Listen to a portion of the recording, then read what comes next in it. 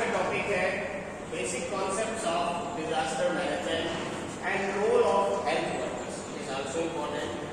What is the preparedness, response, recovery and mitigation. First of all, what is disaster? Disaster क्या होती है? Its definition and classification according to the WHO के according, a disaster is a serious disruption of the functioning of a community or society involving widespread human, material, economic or environmental losses and impacts which exceed the ability of the affected community or society to cope using its own resources. मतलब क्या हुआ? इसका मतलब है कि serious कोई disruption हो. Disaster का मतलब कोई सीरियस रुकावट हो, डिसरप्शन हो जो नॉर्मल कम्युनिटी का जो फंक्शनिंग है उसमें. किस कारण से? उसमें कौन कौन इन्वॉल्व हो? ह्यूमन, मैटेरियल्स या इकोनॉमिक जिसको कहते हैं आर्थिक, और साथ में वातावरण का कोई जो बहुत बड़ा नुकसान हो या प्रभाव पड़े उस पर, which exceeds the ability of affected community or society to cope using its own resources. मतलब वो जो सोसाइटी जो इसके लिए इन्वॉल्व हो रही है वो अपनी क्षमता से उन मुश्किलों को पार नहीं पा पा रही है, तो उस स्थिति को हम डिजास्टर कहते हैं. मतलब एक चीज होती है कोई मुश्किल आई तो उसको पब्लिक ने हैंडल कर लिया, लेकिन एक कंडीशन ऐसी है जहाँ पब्लिक हैंडल ही नहीं कर पा रही, उसको समझ में नहीं आ रहा क्या करें. कोई प्राकृतिक आपदा है या कहीं लड़ाई छिड़ गई है या कोई कैजुअलिटी हो गई या कोई केमिकल रिलीज हो रही है या कोई गैसेस कोई प्रॉब्लम हो गया या किसी भी तरीके का ऐसा, तो उसमें कई सारे लोग जैसे मनुष्य इन्वॉल्व हो गए, कोई मटेरियल है, कोई आर्थिक चीजें हैं, क्या वातावरण से समझते, ये सारे जो प्रभाव जो मनुष्य की क्षमता से परे और उनको नुकसान होता है, नॉर्मल फंक्शनिंग उनकी अफेक्टेड होती है, इसको डिजास्टर कहते हैं. ठीक है. नेचुरल डिजास्टर क्या होती है? जैसे earthquake, tsunami, floods, cyclone, drought, famines, volcanic eruptions, landslide और अवलांच. अर्थक्वेक जानते होंगे, सुनामी जानते हैं. फ्लड एंड साइक्लोन्स, साइक्लोन जो चक्रवात होता है या बाढ़ आना, साथ में सूखा या फिर अकाल पड़ना या कोई ज्वालामुखी का फूटना या फिर कोई लैंडस्लाइड, बड़ी चट्टान खिसक जाना या अवलांच. अवलांचेस कहते हैं जो बर्फ ऊपर पहाड़ पर जमी रहती है, अचानक से अपने आप से पूरी जो नीचे को फॉल करती है और उसकी वजह से तूफान उसका आता है, उसका अवलांच. तो इस तरीके से साथ मैन-मेड में कोई इंडस्ट्रियल एक्सीडेंट हो गया या कोई न्यूक्लियर या रेडियोलॉजिकल इवेंट है, रोड और रेल एक्सीडेंट है, बिल्डिंग कोलैप्स है, वॉर्स एंड कॉन्फ्लिक्ट, ये मनुष्य से निर्मित डिजास्टर है. फिर कॉम्प्लेक्स इमरजेंसीज में combination of above factors, political instabilities. इसमें क्या होता है, जैसे जितने फैक्टर्स ऊपर मेंशन किए गए वो कॉम्प्लेक्स इमरजेंसी में आते हैं. साथ में कोई पॉलिटिक्स से रिलेटेड कोई इंस्टेबिलिटी हुई, उसके कारण कोई डिजास्टर हुआ, कोई रिफ्यूजी से रिलेटेड कोई बाहर से लोग आए उनके कारण, या कोई एपिडेमिक कोई बीमारी फैल गई, या कोई कन्फ्लिक्ट आपस में हो गया, या लॉन्ग ड्यूरेशन कोई इवेंट, कोई ऐसी घटना जो लंबे समय तक चली गई, उसका भी प्रभाव दिखता है. That is called complex emergency. Biological disaster में एपिडेमिक्स या पैंडेमिक जैसे आपकी कोविड हुई, ठीक है, बायोटेररिज्म इवेंट्स, कोई ऐसा बायोलॉजिकल वेपन्स यूज किया जाए जिसकी वजह से बहुत सारी पब्लिक आपको पे असर हो जाए. एनिमल डिजीज आउटब्रेक्स, किसी एनिमल डिजीज में कुछ हो जाए. वेक्टर बॉर्न जैसे मच्छर से या मक्खी से या किसी भी से कोई इन्फेक्शन दूर तक फैल जाए बहुत बड़े एरिया में, या फिर ड्रग रेजिस्टेंट आउटब्रेक या कोई ड्रग का रेजिस्टेंस है उसकी वजह से कोई बहुत सारे एरिया में लोगों को नुकसान हो. तो इस तरीके से नेचुरल, मैन-मेड, कॉम्प्लेक्स और बायोलॉजिकल, चार तरीके के डिजास्टर होते हैं. डिजास्टर रिस्क में की कॉन्सेप्ट एंड रिस्क इवैल्यूएशन क्या है? First of all, disaster risk equal to called hazard multiplied by vulnerability divided by capacity and resilience. ये चार चीजें हैं, hazard, vulnerability, capacity and resilience and exposure. One by one समझते हैं. Hazard क्या होता है? Potentially damaging physical event, phenomenon और human activity that may cause injury, loss of life, property damage, social and economic disruption और environmental degradation. तो मतलब कोई ऐसा प्रभावी चीज जिसकी वजह से कोई फिजिकल ऐसा इवेंट हुआ जिसकी वजह से ह्यूमन एक्टिविटी अब असर करे, उसमें उसके इंजरी हो जाए, कोई लॉस का हो जाए लाइफ का, या उनकी प्रॉपर्टी का लॉस हो जाए, या सामाजिक और आर्थिक कोई उनका बहुत बड़ा नुकसान हो, या वातावरण में बहुत बड़ा परिवर्तन हो. ये सारी चीजें vulnerability, conditions determined by physical, social, economic and environmental factors which increase the susceptibility of the community to the impact of hazard. मतलब हैजार्ड से जो एक तरीके से संभावना होती है कि ये इतना पूरा लोग प्रभावित हो सकते हैं, उस तरीके की कंडीशन को ससेप्टिबिलिटी कहते हैं, जिसमें आपका फिजिकल भौतिक भी हो सकता है, सामाजिक भी हो सकता है, आर्थिक भी हो सकता है और वातावरण से भी संबंधित प्रभाव हो सकता है। कैपेसिटी एंड रेजिलियंस की बात करें तो combination of all strength attributes resources available within a community society और organisation that can be used to achieve agreed goals.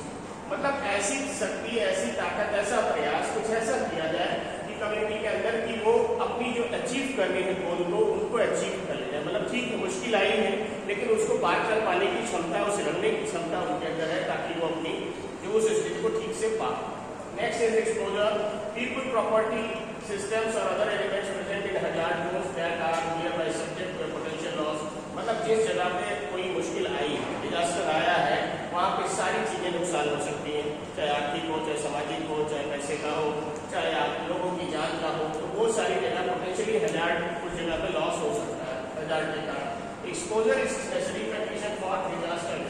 तो जो उस एरिया में, जैसे कभी क्या होता है चक्रवाती तूफान आता है समुद्र के किनारे, तो उसके आसपास जितनी बस्ती बसी होती है, उसको देखा होगा, आपने सुना होगा कि वहां से लोगों को हटा के सुरक्षित स्थान पे ले जाया जाता है। तो अगर एक्सपोज होंगे, ना पता हो, वो कंडीशन आए तो जान माल का नुकसान हो सकता है। लेकिन अगर पहले से इन्फॉर्म्ड है, पता है, तो हम लोगों को वहां से इवैक्यूएट कर लेंगे। तो अगर कुछ आया भी तो कम से कम जान का नुकसान नहीं, सामान का नुकसान हुआ लेकिन जान का नुकसान नहीं। That is a good one. तो ये वैसे अर्थक्वेक, फ्लड, केमिकल स्पिल और पैंडेमिक हजार्ड्स में आते हैं।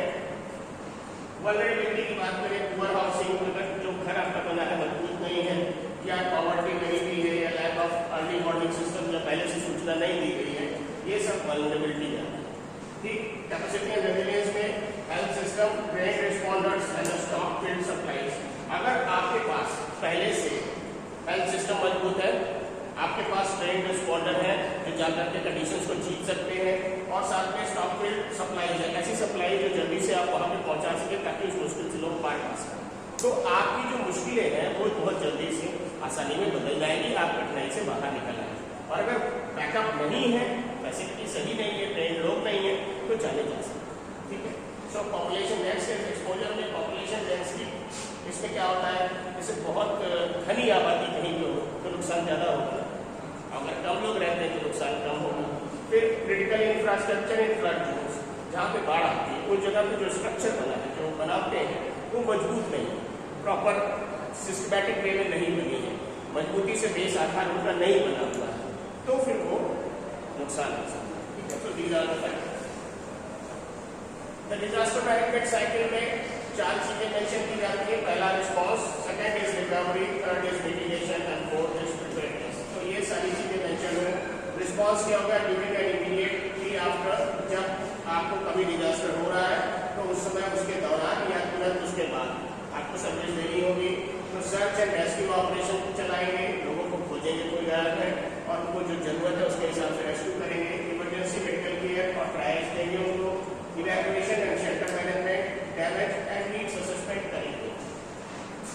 फिर उसके बाद रिकवरी के लिए शॉर्ट एंड लॉन्ग टर्म में restore essential services, psycho social support. Actually कभी वो क्या होता है, जब डिजास्टर होता है तो लोगों की आर्थिक स्थिति तो गड़बड़ हो ही जाती है, मानसिक स्थिति भी गड़बड़ होती है, क्योंकि अपनों को खो देते हैं कभी कभी, या उनका बड़ा लॉस होता है, या पैसे का लॉस हुआ, घर का लॉस हुआ, जमीन का लॉस हुआ, जो उनके पास रिसोर्सेज थे, घर में जो सामान थे वो नुकसान हो गए, तो मानसिक स्थिति आदमी की उस समय बड़ी विक्षिप्त हो। उस समय उनको सांत्वना देना, समझाना, उनको अश्योर करना, उनको थोड़ा सा रिलैक्सेशन मिलाना, दैट इज आल्सो इम्पोर्टेंट। फिर उसके बाद रिकंस्ट्रक्शन एंड रिहैबिलिटेशन, दोबारा से उस जगह को विकसित करना, फिर से घर वहाँ पे बनाना या दूसरे स्थान पे बनाना, और फिर से उनको पुनर्स्थापित करना। फिर लिवलीहुड्स रेस्टोरेशन, फिर भाई जीविका का सारा साधन छूट गया, सब चीज़ें खत्म हो गई, तो फिर से जिएंगे कैसे, उसके लिए क्या संसाधन करें, सरकार की तरफ से या प्रशासन की तरफ से क्या सुविधाएं बनाई जाए कि फिर से लोग अपना जीवन शुरू कर सकें, उसका लिए काम करेंगे livelihood restoration. Next is mitigation, reduce risk and impact. आप जो भी चीजें होनी है उससे अगर बचाने के लिए पहले से प्रयास करें तो उसके लिए मिटिगेशन करते हैं, जिसको रिड्यूस रिस्क या इम्पैक्ट कहते हैं। Land use planning, zoning, building codes enforcement, environmental management and structural risk reduction. कुल मिलाकर जो भी इंफ्रास्ट्रक्चर बनता है उसके लिए बेसिक स्टैंडर्ड नॉर्म को फॉलो करें, और अगर उसी को फॉलो करें तो कभी कोई मुश्किल आएगी तो बिल्डिंग या इंफ्रास्ट्रक्चर को नुकसान नहीं होगा, आएगा निकल जाएगा। That is the safe one. तो इसलिए प्रॉपरली इसका मैनेजमेंट होना चाहिए। फिर प्रिपेयरनेस बिफोर डिजास्टर स्ट्राइक। मान लो कोई चीज़ अगर मुश्किल आनी है, पहले से पता चल गया, कई बार कोई वल्कनो फट रहा है या कोई सुनामी आने वाली है या कोई साइक्लोन आने वाला है, तो उस स्टेट पे क्या होता है, पहले से हमें इंफॉर्मेशन मीटरोलॉजिकल डिपार्टमेंट जो हमारा होता है, जो मौसम विज्ञान को बता देता है, उसके आधार पे हमें आने वाले 12-24 घंटे का समय मिल जाता है। हमारी टीम उस हिसाब से कोऑर्डिनेट करती है, लोकल एड्रेस पे वहाँ की इंफॉर्मेशन को सारी चीज़ें बता दी जाती है और वो आगे गाइड कर देते हैं। तो लोगों को वो जगह खाली करा ली जाती है, सामान वहाँ से हटवा लिए जाते हैं, व्यवस्था ऐसी कर ली जाती है कि टीम भी अवेलेबल लाइट की जरूरत पड़े। तो अगर पहले से प्रिपेयर है, मेडिकल की भी सुविधा पहले से तैयार है सुरक्षित जगहों पे, और जैसे ही वो डिजास्टर निकलती है, मुश्किल खत्म होती है, तुरंत रेस्क्यू शुरू हो, तो फिर उसमें बचाव अच्छा हो जाएगा। अगर हम उसके लिए बाद में सोचेंगे तो बहुत लॉस हो सकता है। So that is why before disaster strike आपकी अपनी तैयारी होनी चाहिए। अर्ली वार्निंग सिस्टम पहले से इन्फॉर्म करिए, डिजास्टर रिस्पॉन्स प्लान की क्या क्या होगा, तो क्या क्या करना है उसके लिए पहले से प्लान, ट्रेनिंग और ड्रिल्स उनको पहले से ट्रेन किया जाए और ड्रिल भी किया जाए। ड्रिल इन द सेंस, जैसे मान लो कि पेड़ कोई गिरना है, बहुत तेज हवा चले 200 किलोमीटर प्रति घंटे की रफ्तार से चल रहा है, अब कोई अचानक से भारी पेड़ है वो गिर गया गाड़ी के ऊपर या किसी बिल्डिंग के ऊपर या तार के ऊपर, तो उससे बचाव कैसे? सो उसके लिए साथ में सिमुलेशन कहते हैं, सेम वैसी कंडीशन को बनाना और उस कंडीशन के अकॉर्डिंग ही मैनेजमेंट करना। मान लो कि ऐसा है कि बहुत सारा हैवी वाटर एक साथ पुश हुआ, अब उसमें बचना कैसे?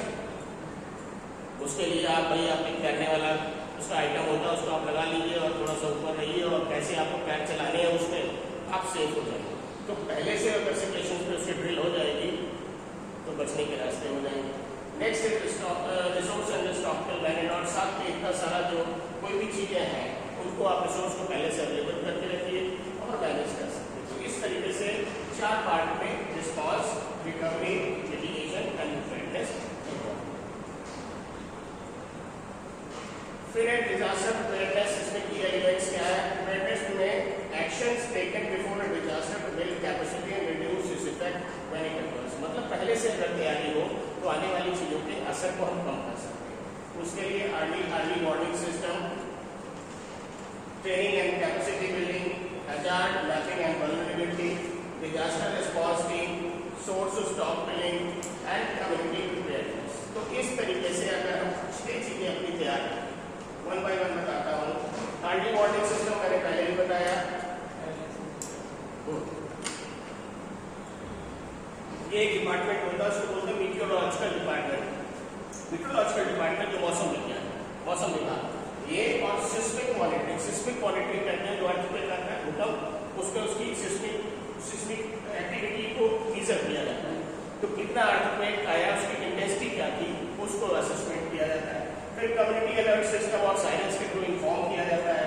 मास एसएमएस, पूरी पब्लिक को उस एरिया में मैसेज भेज दिया कि भाई 3 घंटे के अंदर बहुत तेज भारी बारिश, वर्षा और इसका होना, मैसेज आता होगा, आपने देखा होगा, तो आप पहले से अलर्ट हो जाते हैं, यार बारिश होनी, बैठा के बता दिया, थोड़ा ध्यान रखना चाहिए। मीडिया ब्रॉडकास्ट टीवी में आने लगा, फला जगह ऐसा ऐसा आने की संभावना है, सब लोग सुरक्षित हो जाए, सरकार की तरफ से ऐसा आदमी थोड़ा सा प्रिपेयर हो।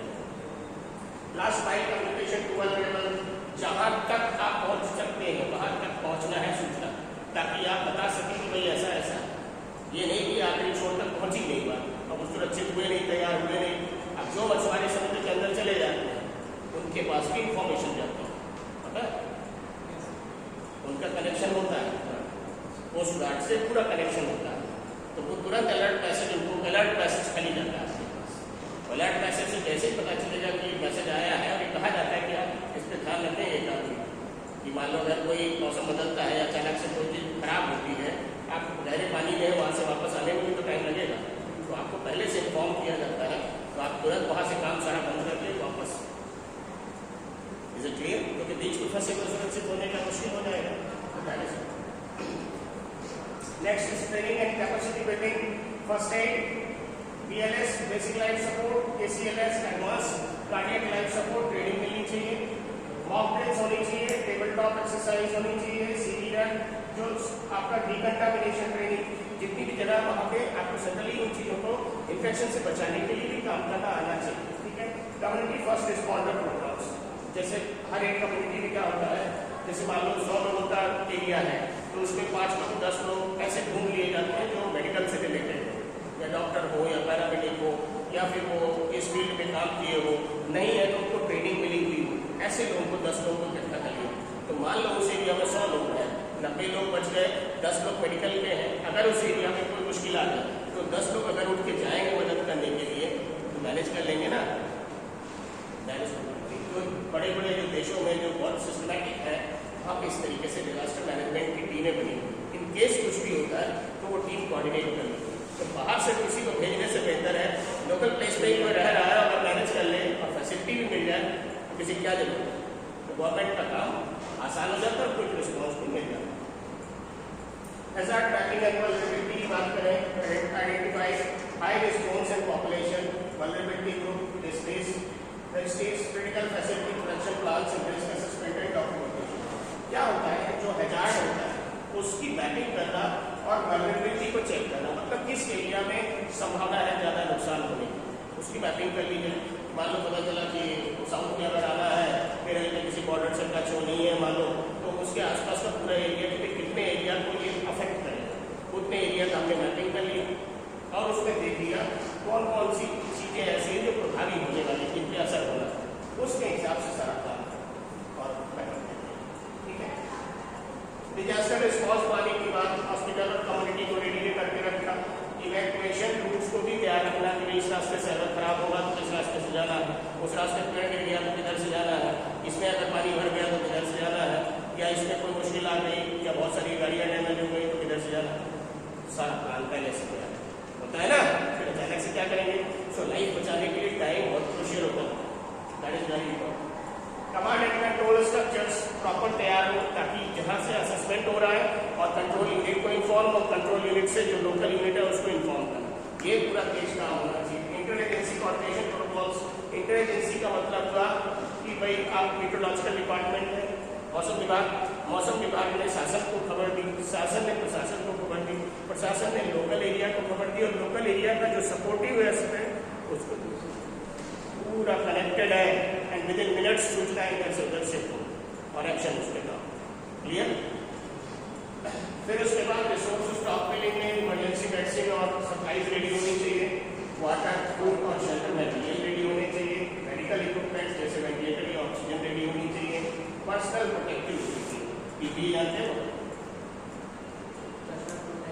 इक्विपमेंट क्या क्या होता है, मास्क, गाउन हो गया, ग्लव्स हो गया, गॉगल्स हो गया, एप्रन हो गया, ये सारा ठीक है।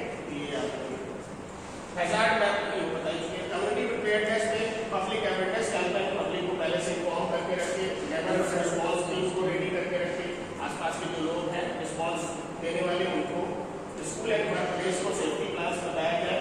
कोई भी कभी कोई जंग होती है, चाहे कोई अगर नेचुरल कैलामिटी होती है तो स्कूल्स जैसे जगहों में काफ़ी अच्छा बैकअप ले जाता है क्योंकि ओपन स्पेस होता है, आपको बहुत सारा काम करने को सहूलियत होता है। साथ में simulation exercise and drills, simulation मतलब कहते हैं कि कृत्रिम उस तरीके की वातावरण बनाई जाती है और उस पर काम किया जाता है और उस तरीके से उस पर सारी ट्रेनिंग की जाती है। Next is disaster response and emergency operation trials. क्या होता है sir? Incident command system, incident commander overall authority and coordination इसके थ्रू होता है। इसमें ऑपरेशन सेक्शंस मेडिकल, रेस्क्यू और लॉजिस्टिक होता है। प्लानिंग सेक्शन में सिचुएशन असेसमेंट एंड डॉक्यूमेंटेशन होता है। लॉजिस्टिक सेक्शन में रिसोर्स सप्लाई और सपोर्ट होता है। फाइनेंस सेक्शन में कॉस्ट ट्रैकिंग एंड एडमिनिस्ट्रेशन। ये इस तरीके से जो इंसिडेंट कमांडर होता है उसके अंडर में 4 डिवीजन होते हैं। ठीक है।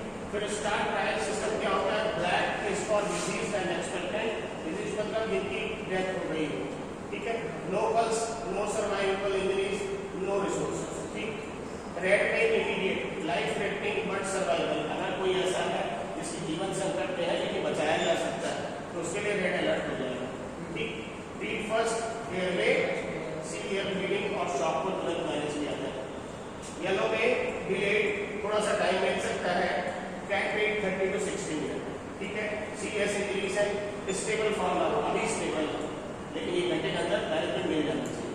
ठीक। नेक्स्ट इज ग्रीन, माइनर जिसमें वॉकिंग है, घूमने में पैदल चल सकता है थोड़ा सा, तो वहाँ पे माइनर इंजरीज है, एम्बुलेंस उसको शिफ्ट करा सकते हैं, वेट फॉर सेल्फ केयर, थोड़ा वेट भी कर सकते हैं, बट याद रखिएगा रेड येलो नहीं, ये सब याद रखिएगा। जब रेड है इमीडिएट, येलो है तो डिलेड एंड ग्रीन है तो मत, ठीक है। ये इसको ट्रायड बोलते हैं, ठीक है। Next disaster management and role of health workers हो गया, इसमें आ जाते हैं रोल ऑफ हेल्थ वर्कर्स के डिजास्टर मैनेजमेंट बहुत इंपॉर्टेंट है। क्या रोल होता है हेल्थ वर्कर लोगों का, ये जाने रखिएगा।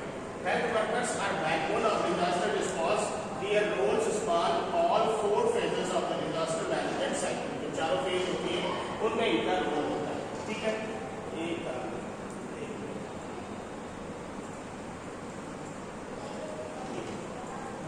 इसमें क्या रोल होता है, ठीक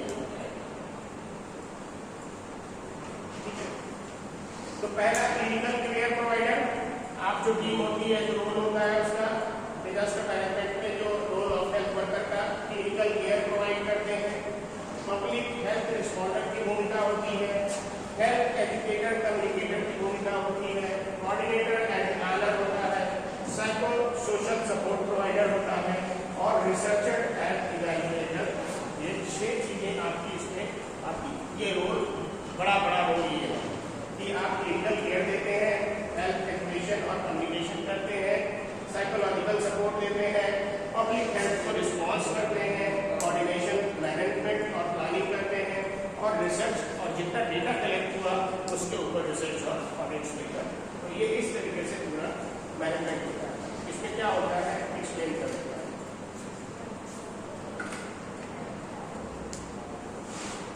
first of all clinical care में mass casualty management and trials, emergency trauma, surgery and stabilisation, field hospital and mobile medical unit ops and critical care resuscitation, ये भी चीजें क्लिनिकल केयर में आती है।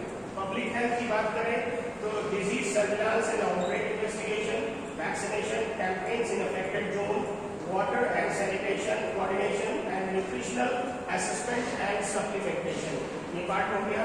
हेल्थ एजुकेशन एंड कम्युनिकेशन की अगर भूमिका की बात करें तो disseminated health advisor to community, risk communication and rumour control. Rumour कहते हैं अफवाह, कभी कभी बहुत अफवाह भी लोग फैलाते हैं, अरे यार वहाँ तो ये हो गया, लेकिन सच्चाई में वो चीज़ नहीं होती है। तो ये असेसमेंट का ऐसी बात नहीं है, गलत बातें ना करिए, ऐसा नहीं हो। लोग बड़ा कर देते हैं बहुत लोग मारे गए भाई, जबकि सच्चाई में उतना नहीं होता। तो गलत से क्या अलग सी इंफॉर्मेशन जाती है, जिसकी वजह से एक खराब इन्वायरमेंट बनता है। हाइजीन प्रमोशन इन इवैक्यूएशन कैंप्स, जो इवैक्यूएशन कैंप है जहाँ से निकाल के बाहर लाया जा रहा है, वहाँ पे लोगों की हाइजीन मतलब साफ सफाई का ध्यान। Briefing community leaders and media, community जो लोग हैं उनको ब्रीफ करना और मीडिया को ब्रीफ करना, ये जिम्मेदारी है की। कोऑर्डिनेटर एंड प्लानिंग की हॉस्पिटल एंड फील्ड टीआरपी की डेवलपमेंट, इंटर एजेंसी का coordination, resource tracking and logistic supports and documentation and reporting to authority, पीछे भी हम लोग डिस्कस कर चुके हैं। साइको सोशल सपोर्ट और फिर रिसर्च, जो डॉक्यूमेंटेशन मिला उसकी रिसर्च। तो ये इस तरीके से इतने रोल निभा सकता है health workers disaster management. Next is role of nurses in disaster management, pre disaster, during disaster और पोस्ट डिजास्टर। तीनों कंडीशन में क्या है, प्री डिजास्टर में प्रिपेयरनेस मतलब तैयारी होनी चाहिए, ड्यूरिंग डिजास्टर में रिस्पॉन्स करना है, और पोस्ट डिजास्टर जब डिजास्टर हो गई है, बीत गई है, तो लोगों की रिकवरी के लिए काम करना, ठीक है। तैयारी करना, रिस्पॉन्स करना और फिर उसके बाद रिकवरी के लिए काम करना। तो प्रिपेयरनेस में participate in hospital TRP development, conduct community vulnerability assessment, train community health volunteers, maintain emergency supply checklist and organise first aid awareness camp. ये सारी चीजें आपके पॉइंट्स पर आती हैं। जब आपको कभी किसी डिजास्टर के लिए जाना होगा मैनेजमेंट के लिए, तो आपको एक 5 पॉइंट तैयार करके रखते हैं। फिर ड्यूरिंग डिजास्टर क्या करना है, perform trial and casualty collection points. अभी बताया था आपको कि पहले रेड है, फिर येलो है, फिर ग्रीन है। रेड वाला क्रिटिकल है, येलो वाले के लिए थोड़ा 1 घंटे का समय है, ग्रीन के लिए थोड़ा टाइम दे सकते हैं, आराम से निपटा सकते हैं। तो ये ट्रायल्स की याद रखिएगा, ये ट्रायल्स कभी कभी पूछा भी जाता है, ये भी ध्यान रखिएगा। फिर management casualty wards and field station, administrating vaccines, IV fluids and medication, coordinate patient evacuation and transport, ये ड्यूरिंग डिजास्टर करना है। Post disaster monitor and control communicable disease spread, conduct nutritional status assessment, provide wound care and rehabilitation, nursing, offer psychological first aid. Psychological first aid भी क्या है? जब कभी कोई इस तरीके के इंसिडेंट होते हैं और फर्स्ट टाइम पेशेंट से आप जो मिलते हैं या जो ऐसा व्यक्ति है जिसके ऊपर इतना सारा प्रभाव पड़ा है, तो उस समय फर्स्ट एड उसको मस्तिष्क के रूप में कैसे देना है, तो उसकी मानसिक स्थिति को कैसे संभालना, कैसे बेहतर करना, कैसे उसको नॉर्मल लाना है, ये चीज भी साइकोलॉजिकल फर्स्ट एड होती है। Home visits at vulnerable displaced population, जहाँ से विस्थापित हुए हैं लोग, वहाँ की पॉपुलेशन से पर्सनली जाके मिलना, उनकी मुश्किलें सुनना, उनकी बात समझना और फिर उसको इन्फॉर्मेशन पीछे पहुँचाना ताकि ये दिक्कतें हैं, इसको निराकरण किया जाना है। तो ये 3 तरीके से। Next is hospital disaster preparedness and hospital emergency incident command.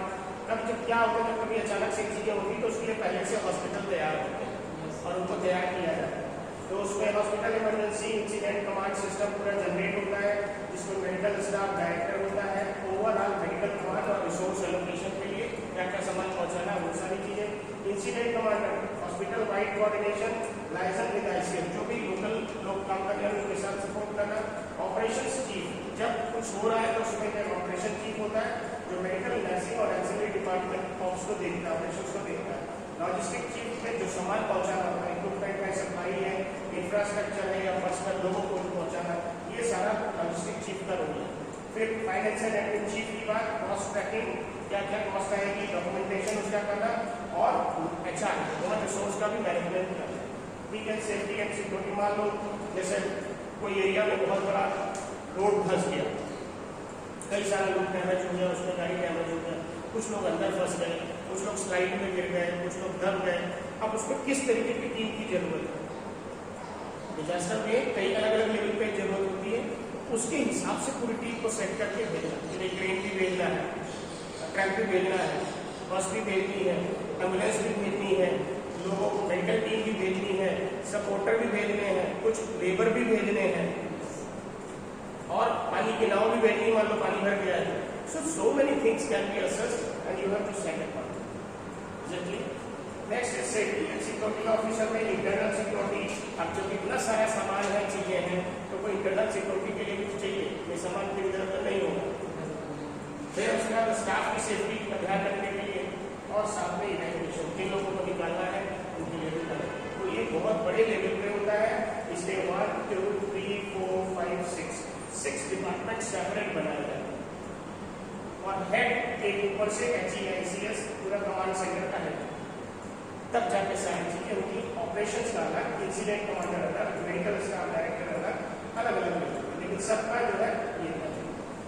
उसके बाद हॉस्पिटल प्रिपेयर्डनेस चेकलिस्ट में इंफ्रास्ट्रक्चर तैयार होना चाहिए, surgical capacity plan, NICU ICOT, backup power का बना के रखना, जनरेटर्स को भी मान लो आने के बाद आता पावर चली जाए, तार टूट जाए तो जनरेटर्स की बैकअप और वायर का बैकअप होना चाहिए।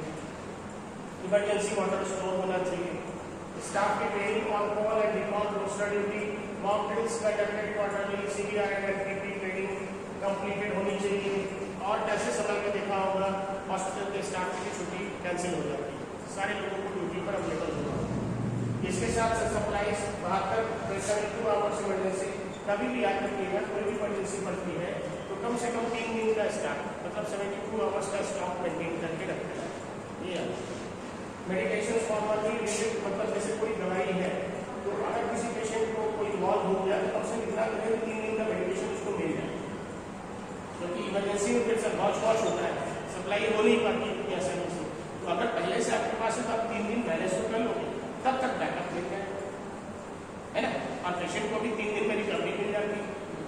इसलिए बहुत जरूरी है कि 72 आवर का इमरजेंसी स्टॉक आपके पास होना चाहिए। फिर कम्युनिकेशन की बात करें तो redundant communication system, internet PA system functional and external agency contact standard. इसके साथ साथ आपका जो कम्युनिकेशन सिस्टम है, मोबाइल है, फोन है, लैंडलाइन है या कंप्यूटर से आपका है, इंटरनेट एक्सेसिबिलिटी है, ये सारी चीजें बनी रहनी चाहिए, क्योंकि सूचना अगर नहीं पहुंचेगी तो आप कैसे करें, तो बैकअप उसके हिसाब से होता है। साथ में आपकी जो बाहर की एजेंसीज हैं जो आपके साथ जुड़ती है, उनके भी कॉन्टेक्ट नंबर्स आपको दिए जाते हैं कि भाई फायर वाले को कैसे बुलाना है, पुलिस को कैसे बुलाना है, एम्बुलेंस को कैसे बुलाना है, अगर कोई इस तरीके के सारे डिपार्टमेंट्स हैं, इनसे कोऑर्डिनेशन के नंबर्स आपके कैसे होंगे, तो ये सारा चीज, और लोकल आपकी जो बॉडीज है, लोकल लोग हैं, उनसे कैसे कोऑर्डिनेट करना है, तो वो सारा चीज कम्युनिकेशन है।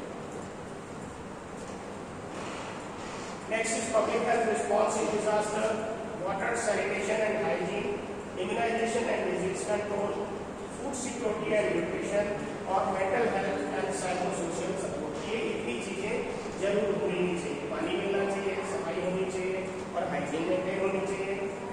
जरूरत है तो इम्यूनाइज करना चाहिए लोगों को। डिजीज कंट्रोल, अगर कोई डिजीज उसमें बीच में फैल गई है, बल्कि मान लो बहुत पानी बरस गया, अभी तूफान आ गया और फिर बाढ़ आ गई, फिर उसके बाद जब बाढ़ कम होती है तो उस समय देखा हुआ इन्फेक्शन फैल गया, उसको भी मैनेज करना आना चाहिए। फूड सिक्योरिटी एंड न्यूट्रिशन, लोगों को कम से कम भोजन तो मिलता ही है किसी तरीके से, और उसमें भी कोशिश ये रहे कि इतना मिले कि तीनों चारों चीज़ों का उनको, जैसे कार्बोहाइड्रेट भी मिल जाए, फैट भी मिल जाए, और प्रोटीन भी मिल जाए, तो इतनी चीज़ें तो मिलनी चाहिए। उसका भी असेसमेंट वो करते हैं। साथ में जो माइक्रोन्यूट्रिएंट सप्लीमेंट जैसे विटामिन ए, आयरन, जिंक, कहीं तो अलग से टैबलेट्स भी है, मल्टीविटामिन भी है, ताकि इसकी पूरी कमी घर से पूरी हो जाए। कंडीशंस ऐसी ही होती है, और उसमें आपको टफ कंडीशंस में मैनेज सब कुछ करना है ताकि रिकवरी कर ले। जब एक बार सब रिकवर हो गए, कंडीशन आपके सेटलमेंट हो गए, फिर लोग खुद ही अपने आप बाइफरकेट करके मैनेज कर लेते। लेकिन जब डंप है सारी सिचुएशन, तो आपको स्ट्रॉन्गली मैनेज करना है, ठीक है। फिर मेंटल हेल्थ की बात करें, ऑब्वियसली जो भी लोग स्ट्रेस में है, तनाव में है, या डिप्रेशन में है, उस स्थिति के बाद उनको मानसिक रूप से भी साथ देने की जरूरत है, ठीक है। एक बात याद रखिएगा,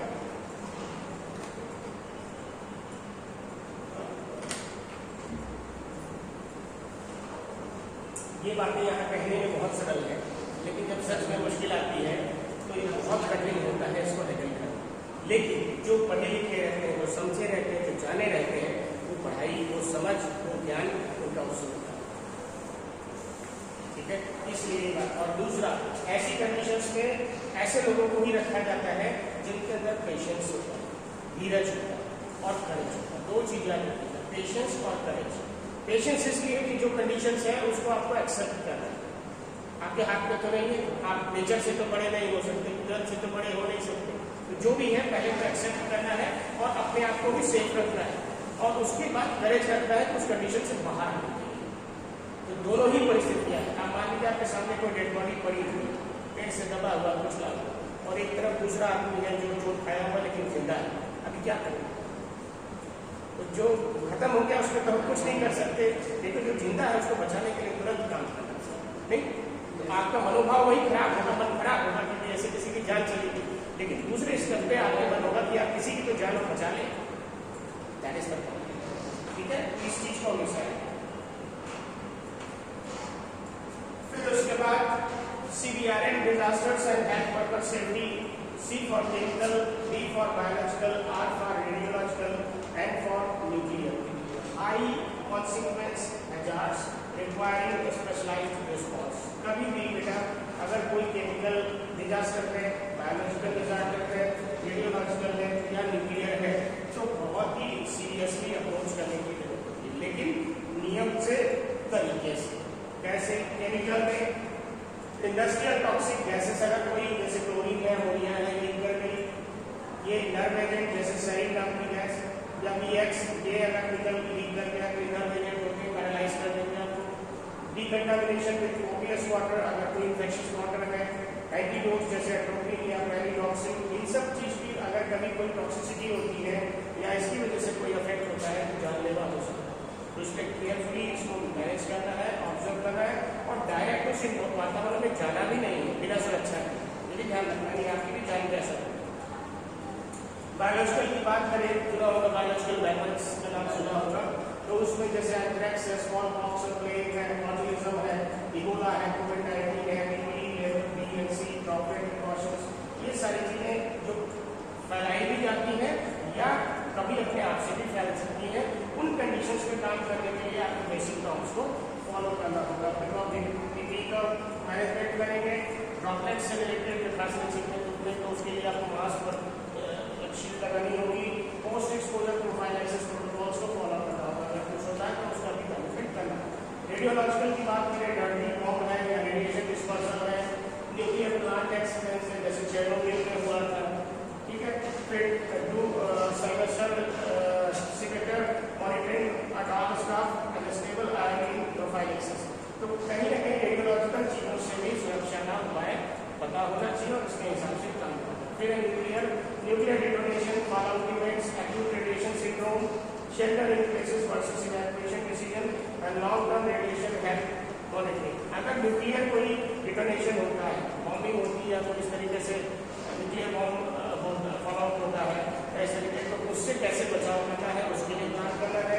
एक्यूट रेडिएशन सिंड्रोम, जब उस एरिया में फॉलोआउट होने के बाद रेडिएशन फैलता है पूरे एरिया में हवा के साथ, उसकी वजह से भी शरीर पर बुरा प्रभाव पड़ता है, जान चली जाती है। Shelter in places versus evacuation decision, अब इसमें निर्णय ये लेना है कि वहां से हम क्या बाहर निकल सकते हैं या वहीं शेल्टर में कहीं छुप जाए।